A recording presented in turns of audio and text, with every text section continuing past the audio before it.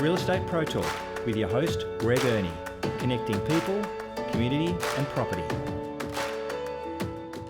Well, hello and welcome to another edition of Real Estate Pro Talk. My name is Greg Ernie, and today we are going to be covering something that it's really big and happening out here in our local area, and that is the development of the Kinley estate.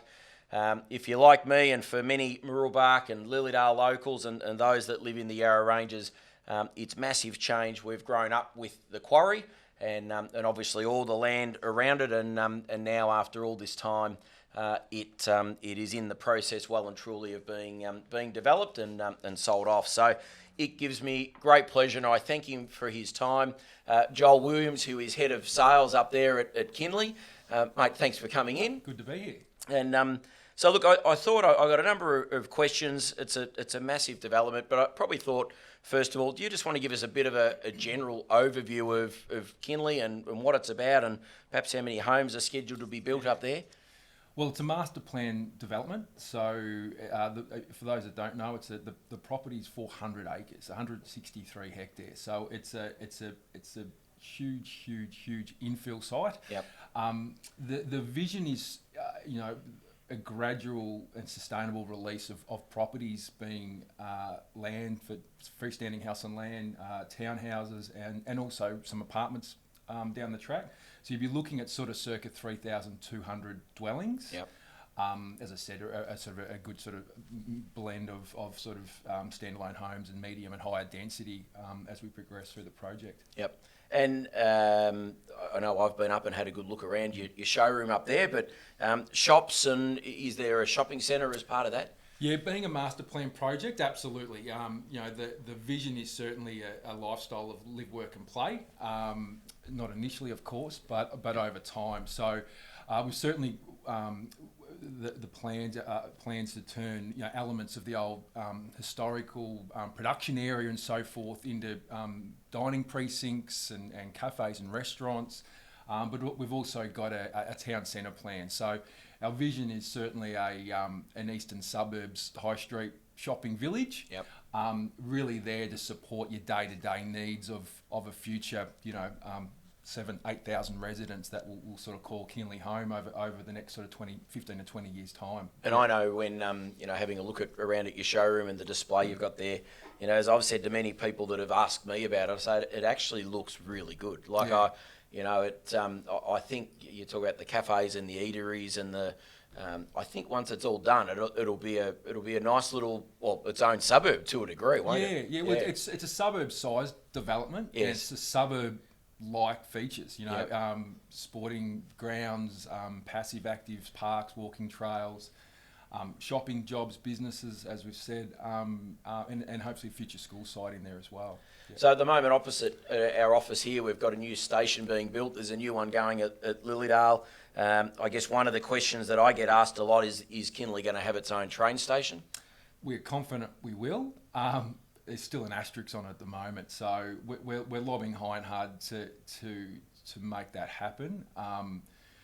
We've been liaising with dealing with the Department of Transport for a number of years now, and look, it's well supported. I still got the asterisk on it, so for us it's really important, not just for future residents of Kinley, but obviously the wider community, but also the new train station's got to support the amenity and housing types and so forth that we deliver in Kinley as well. So yep. You're not going to deliver X amount of apartments if you don't have the right transport and i.e. a train station. And I know we're talking off camera, but probably the biggest conversation point, I think, certainly from locals, is about once it's finished and the traffic.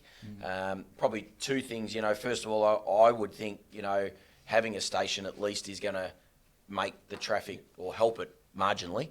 It's certainly going to have an impact. But what's as far as the traffic, is there anything being done for the roads and I guess to make getting around easier? Because obviously, 3,000 odd homes, it's going to be substantial amount of vehicles that are on the route. No, fair point. So we've absolutely got a responsibility to improve the roads adjoining the project, and there's plans in place and triggers in place that you'll see Hull Road already. There's some work's being done along Hull Road, but work's done along Hull Road and also sort of Mooralbark Road. Yeah. The other point is it's the same 3,000 homes, but that's over the next 15 to 20 years time. Yep. So it's not like in the growth corridors where you're getting 2,000 or 3,000 homes per year across multiple projects. This is obviously one project with a quite a sustainable release of land, townhomes and so forth over that time. So, Yep. but yeah, certainly we've got a responsibility to improve some roads for the extra traffic that are created. That's also why we've got as I was saying before, the live, work and play. That there will be people that will have businesses and jobs and office space, hopefully within the project over time as well. So hopefully it takes away some pressure on the external road network as well. Yep, and you basically said it there, but roughly how many years is the development tip to take? Obviously, we're in the early stages now. Yeah. It might be a bit of a crystal ball, but rough estimate. If the market was like today, it'd be 10 years. If it was like it was 2 years ago, it'd be 20 years. But so a project of this size, you will see a couple of property cycles. So, Yep. I mean, we're expecting around 15 years. Now, it could be 12 or 14, or it could be closer to 20 until the last homes are built. But, Yep. Say sort of circa 15 years is probably not a bad sort of forecast at the Sure, moment. yeah, but in that sort of time frame. And the quarry, obviously, that's in the process of being filled up, so to speak, and how long is that expected to take? So we're halfway through. So we've actually been filling the quarry for 3.5 years now. Yep.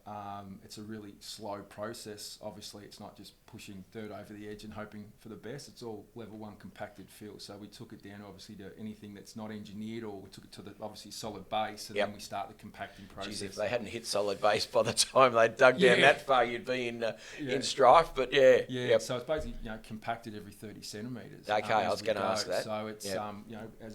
as we progress. So it's a slow. Quite expensive and very what's the word, I suppose, it's precise. We've got full-time engineers sitting down the bottom of the quarry that test it as we go up. We've got sensors going through it as we go just to monitor any movement and that sort of thing as we go, because it's quite extraordinary when the depth that we start. So is that every 30? Basically, roughly every 30 centimetres. So it's like we're building a subdivision. Right. When you're doing filling on a subdivision now to sell it as residential land, there's a level 1 compacted fill. And which is, in essence, is what was done on the first stage up here on Hull Road, I would presume, because they moved a fair bit of dirt around there. Yeah, correct. Yep. So, Yep. in some areas there, we've taken 10 metres off. In other areas there, we've engineered it up and filled it, 3 to 4 metres. Yes. But, so it's it's an interesting process, really fascinating to watch too. Yeah, I would think it would be. And the fill, where's that coming from? Believe it or not, we're putting back in the soil that come out of the quarry. So the quarry, the quarry operation started in 1878. Obviously, it's quite 140 years of history on the property, which is really unique. But the quarry started in 1878 and stopped operating in 2015. Yep. Obviously, it was a horse and cart back in the early days. So and even Danny, our cameraman, was just saying his dad worked there. Was it 50 years, Danny? That as he's nodding, and 50 years, and then you were there for about 18 years. So, a lot of people have been certainly employed there over that time. Yeah. So when they it started as a hill, when they take the limestone out, there'd obviously be soil and small rocks that would come out along the way. And this is the hill that basically backs onto the homes on the Lakes Estate, Eucalypt Drive, correct. that sort of area. That wasn't a natural hill. That's 30, 40 metres of spoil or overburden that's accumulated or stockpiled on that side of the property for 137 years. So literally we sift and sort that soil, it gets screened, it gets put in one of our 50 ton trucks, taken to the bottom of the quarry, spread out, compacted, check, next one. So the soil goes in, the rocks go into our crushers and will be either used in our civil earthworks or landscaping. And then the nice stone will be used in is used in our feature retaining walls that you may have seen now. So as I come up Hull Road and I can see the rock walls that are there, that's coming from the land. Yeah. Okay. So basically 100% of that overburden will be used in the construction, so very sustainable. Thankfully, 140 odd years ago, they had the hindsight to make sure that it was probably a cost thing not to get rid of the overburden at that point, but No, at least exactly. they didn't move it too far Yeah, away. plenty of horse and cart trips, that's for sure. So another question, I obviously speak to a lot of people locally, and they want to know houses on the infill, so on the whole of the where the quarry is it or is it just parkland? Can it be built on? What's happening with the actual field? So obviously we won't be building anything on the quarry side for 8-10 years, circa 8 to 10 years. Yep. Even though it's compacted, we will finish it, within the next, 3.5 years or so. Around the end of 2024 is our sort of our forecast. There will be a settlement period after that. Yep. But look, our and then obviously the method that we're filling it, we're filling the quarry. We are confident in building on it down the track. Now, the plan at the moment is a significant sort of 3.5 hectare parkland, our town centre. And also some higher density or medium and higher density residential townhomes, apartments. So we are confident that we can build on it down the track. That won't be realised for quite a number of years. So we're not selling land. A little bit of a misconception. Sometimes people come in thinking they're buying land on top of the quarry site. That's not the case. Yes. Only 15% of the property is actually the quarry. Yep. The rest was either was where the soil, the overburden was kept, farmland, grazing land, or it was buffer zone as everything enclosed around the site. I mean, obviously, the activities on the property obviously predate anything that was around it. So it's quite everything closed in around it. So so much of the property's only ever been used as grazing or farmland or buffer or that sort of thing as well. Sure. So, Yep. No, interesting. And we've still got some cows out on the western side as well. Yeah, well, I know. It was at some point towards the end of last year. I even rode my bike through next to the train line. There's the track that runs through there, and there's a lot of grazing land there. That's for sure. And you touched on this before, but the old quarry facilities, are they all going, or No, I believe so- some of it you're going to keep some of it there? Yeah, absolutely. I mean, the story is so unique. There's no projects of this size and scale in the growth corridors that have sort of the history and that sort of thing that we've got there. It's unbelievable, and the location obviously in the middle of Lilydale. But we've got history dating back to obviously the late 1800s. Obviously, for those who don't know, the property the quarry was started by David Mitchell, who was an important figure in his own field in the mid late 1800s. He also happened to be Dame Nellie Melba's father. Yep.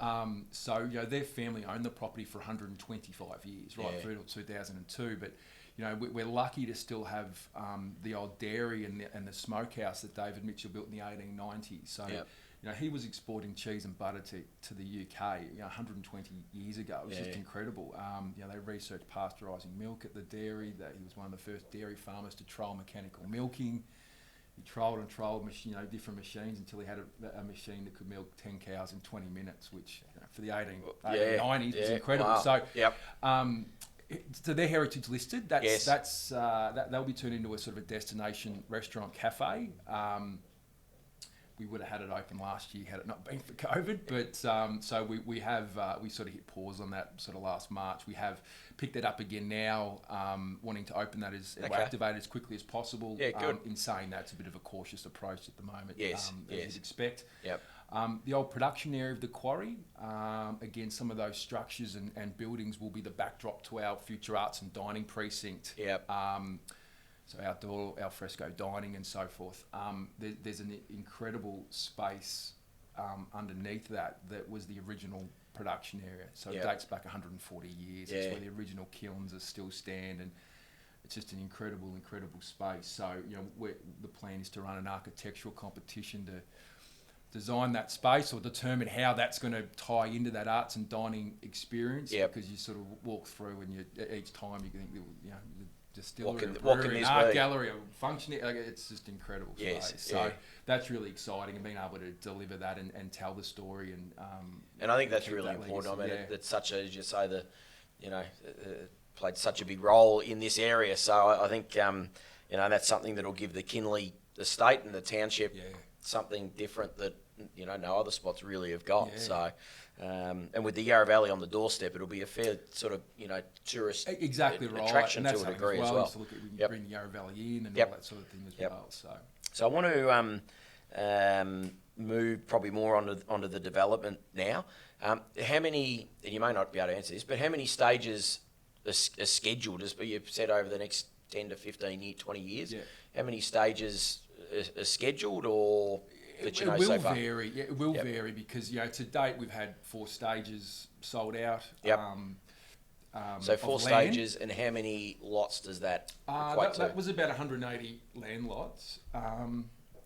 That included some homes with will be our future display village that will Yep. have opening sort of second quarter to mid next year. Yep. And then there was the rest of the land was sort of sold to private individuals.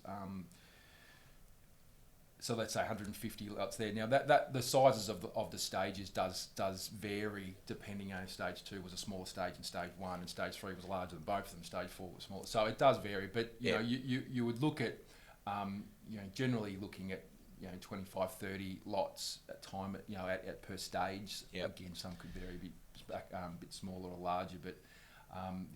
So that's where we've got into now is our next release, which is really exciting. So Okay, that's so let's probably talk on the release, because I was chatting to a family the other day, and they had one of their children was looking at buying, and I said, look, I think they're releasing on the Saturday, and look, I haven't caught up to know whether they were successful in buying or, but we were talking off camera a little bit about that process.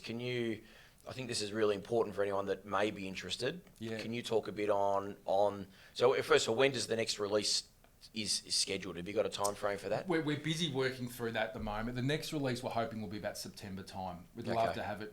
We'd love to be rolling land right now. We're just not ready. It's not quite ready to be released. And we're moving. We've sold out of that southern section, our southern neighbourhood, which is the Hull Road end of the development. What you can see. And we're moving up to the northwest. So for Moorabuk Road side of the project. So that will be the focus for the next 4 or 5 years. Yes. And roughly, there's probably, again, these numbers will vary, but let's say 300 land lots, 300 townhouses that will go in that western corridor. Precinct. And those numbers, even, as I said, again, will vary, depending on train station approvals, the market, those sorts of things. Yep. So the numbers will go up and down a little bit. So let's just say there's a family, or it could be a retiree couple, or a first home buyer that's saying, I wouldn't mind buying up there.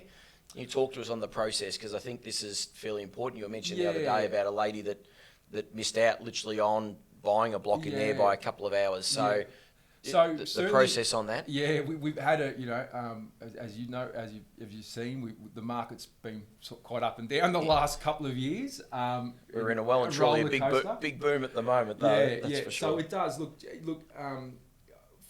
If I speak about our latest releases first, so in this market, we're trying to be fair and transparent to everyone.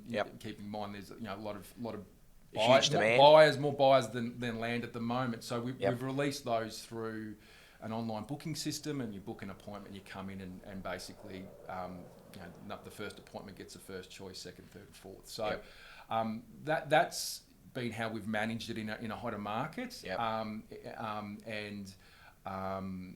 You sign a contract, you pay 10% deposit, and you don't pay anything more until the land is titled. Now, keep in mind, land that we're selling now is 12 to 18 months away from being titled, realistically, the later stages. So that's how we sort of handle it now. And then, in different markets where you've got more land on the market, you've got land just on your price list you're ready to sell. Yes. So you can come in and you pay an initial deposit, sign the contract, pay the 10% deposit. It's just a little bit drawn out. We just tighten that up when we're doing new releases. So on the last release, you said you had, was it 35 lots? Yeah, we released in March. We had a release of 33 lots. 33 lots. Yeah. So just because I think this is important for anyone that's interested, 33 lots the booking platform where you can Yeah, register, so we had- register yeah. the booking went live, and how long did it take for those appointments? It was to under book? a minute, It yeah. was So under a we, minute. we sort of did a bit of a nurture campaign, if you like, out to our database, giving them all the contracts, the plans, the pricing, and then everything they need to be release ready. Yep. We sort of start that 2 or 3 weeks prior. Yep. We then advise that we're going to have a booking system go live, the week before the release. Yep. And literally it goes live at 10, like a booking system for ticketing tickets to a concert. Yes. So you get on select a First time. in, yeah. best dressed. Yeah. As I said, that the first appointment will get the first choice, second, and so on and so forth. So, that was the first one was under 50 seconds actually. Wow. It was about So 43 you had seconds. 33 lots. I know you and I spoke. Yeah. You ended up needing to have 35 appointments to sell the 33 lots. Correct. So in other words, most people when they're booking, they're basically booking and they're buying. When they have their appointment. Yeah, we had a really great mix. Yep. And saying there's not dud blocks, but everything was just there was buyers for everyone. And Yep. the 2 people that didn't buy missed out on of their specific lots, but Yep. it was quite nice. And this is not being a salesman. That the last buyer, number 33, client we've been working with for quite some time, come in, and that was his first choice. The last block was his first choice. Wow. Yeah, so he was. He would have been wrapped. Oh, he couldn't believe it. Yeah, Could not believe it. And that, not a word of a lie. It was his first Christmas choice. come at Yeah. once. Absolutely. So he had different. Everyone looks for different blocks. Yes. We had our last, and then we had just because we're out of basically out of land now in that Yep. southern section. We had our last 11 released last weekend. It was a similar And thing, they- sold out. Yeah, Right. on the day. Yeah. And rough prices for those blocks that have sold. I know obviously they might vary, but just as a rough ballpark. Look, at the moment, if we look at that larger release that Yep. we had, we had 80% of the pricing was sort of between 430 and 530. Yep. And then the 20% was sort of 530 over 530 to 570 in that release. Rough, So what size? so that's sort of blocks? 350 to 450 square meters in that 80% Yep. range, and then the 450 to 600 was in the higher, Okay. higher there. So Yep. you're sort of looking at it's sort of mid fours upwards now, Sure. realistically for land. Yep. And that's still getting if you're looking then to as an end figure, you're still sort of sneaking under that 700,000 for house and land for a single story 3 or a small 4-bedder. Yep, which is pretty good going for a first home buyer or someone looking to get in. Well, this area, That's the right. East, a master plan project. Yeah.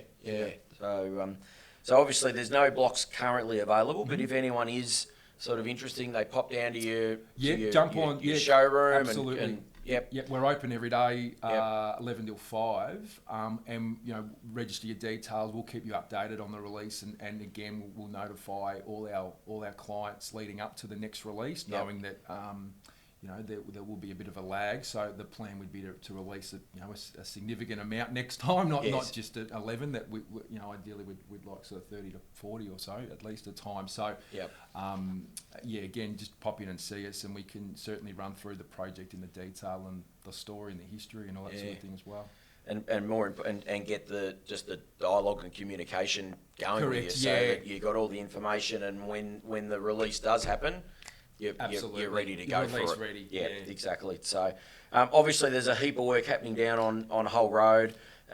When can we expect sort of, I guess, let's call it the roads to be finished, and I can drive in and have a bit of a look, and then second to that, blocks titled and building work starting to happen. Yep. So stage 1, subject to the weather, we're on track for sort of late July, early August for Yep. completion. So hopefully we sort of see titles in August, but that would there. So sort of by the end of July, we expect it to be completed on site in terms of visually. Light poles are going up, 90% up at the moment, curb and channel around the roads. Footpath started last week, crossovers, so it's really starting to look complete now. It's really exciting. And down on that point where it sort of comes down to the Murrelbark, Hull Road, they've obviously got that, call it water catchment. Yeah, at the it moment. won't be a dam. It will be a nice wetlands Yeah, park. what will that be? And Well, it'll be a wetlands reserve, Okay, so yep. Sort of circa 1.5 hectare park, Yes. natural park more so, not a lake or anything like that. There will be a sort of a water basin that will basically filter the stormwater as Yes, it goes catch through the into the next water catchment. and run through. Yeah, Yep. And in times when it needs to go over it, there'll be extra, embanked, grass areas. So there'll be space to run around, kick the footy and so forth. Yeah, right. Yeah, good. Yeah, good. but it will look a lot better than what it What is. it- It's actually serving a purpose at the moment. Oh, yes, You yes. imagine that when the rain comes, it runs off. Yeah, I do notice that pretty it well. does fill up there. So I think it's gotten bigger and bigger as we progress. yes. No, mate, excellent. Look, I appreciate you coming in. It's been interesting to see the works and probably to see those big machines up there, and they've certainly been ploughing through it and progressing, fairly quickly. So, look, if anyone wants to speak with Joel further, pop in. We'll put Joel's phone number and contact details up on the screen, and they're there to help. And as I say, I've met many clients that have looked to buy in there, and first home buyers and retirees and whoever it may be, people looking to downsize it. I think when putting the traffic issues that I know is a concern out there amongst the locals, but I think as far as the development, it will come up extremely well when it's done. And I know I've spoken to many people and have said just how well I think it will come up. So, mate, I appreciate you coming in, and we've put a heap of footage over while we've been chatting today. And but as I say, your details, they're on the screen. If anyone needs you, they can certainly pop in and speak to you or any of your team. Thanks, Greg. Good on you, My Joel. pleasure. Thanks for coming in, mate. Thanks, Thank you.